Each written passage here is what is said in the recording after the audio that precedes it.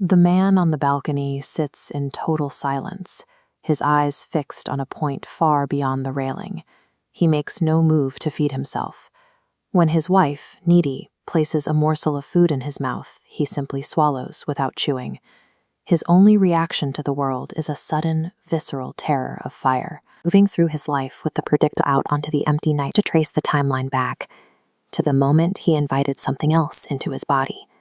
We have to look at how a midnight hobby left his mind shattered. The shift began on a desolate stretch of road. Aditya pulled over, found a small box of sweets, and ate a single piece before riding on. Miles later, the motorcycle's handling suddenly changed. The suspension compressed as if the bike were carrying a heavy load. It was responding to the specific weight of an invisible passenger boarding the seat behind him. A severe psychological distortion followed. Aditya's surroundings warped. A familiar, sunny park transformed into a dark, endless, isolated road inside his own mind. He eventually found himself inside a house that was impossibly clean and fully furnished, yet sat entirely alone in the darkness. When he woke the next morning by the roadside, the clean house had vanished, replaced by a pile of ancient, collapsed rubble. On his own forehead, he found a thick, deliberate smear of ash, as if someone had reached out and marked him while he slept. By consuming that sweet on an empty road, Aditya had unknowingly accepted a supernatural invitation.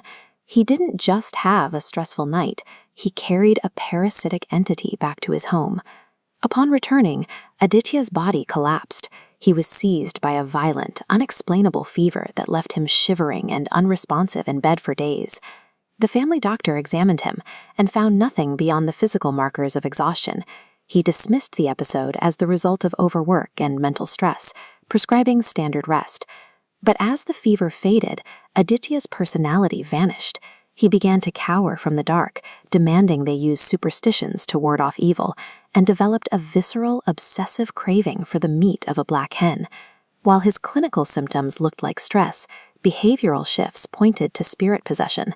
The entity screamed at his family, obsessing over a revenge debt. Treating a haunting medically gave the entity time to anchor itself. The spirit had already overwritten the host. The family eventually turned to Pandit Kalicharan Maharaj, a tantric. He immediately recognized that Aditya was no longer the primary occupant of his own body.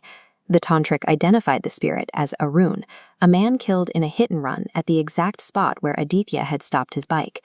That box of sweets on the road functioned as a lure, a specific ritual offering designed to snag the first living person who touched it. Traditional prayers were useless against a spirit defined by a violent, unfulfilled end. To force the ghost out, the tantric decided to facilitate Arun's revenge using a physical proxy. At the haunted crossroads, the tantric constructed a crude, human-sized dummy made of glistening raw meat. This was meant to represent the driver who had killed Arun, providing the spirit with a physical target for its rage. In this folklore tradition, the contract between a spirit and a host is purely transactional. The spirit only vacates a body when its violent, unfulfilled demands are satisfied in the physical world.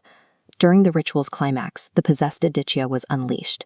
He dropped to his knees in the dirt and acted out the ghost's murder fantasy, violently tearing into the meat dummy with his bare hands. As the spirit focused on the kill, the tantric threw burning ash onto the dummy. The combination of the fulfilled revenge and the purifying fire forced the spirit to violently eject itself from Aditya's body. But the exit was not clean. As the spirit tore itself away, it left Aditya's nervous system in a state of total collapse. His body fell limply, and his head struck a roadside stone with enough force to cause permanent damage. The spirit was gone, but it had already consumed the man who lived there.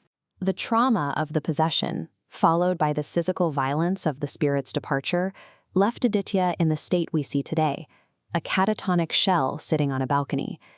This is the warning at the center of Indian folklore. Surviving a supernatural encounter is not a victory, but a survival of attrition.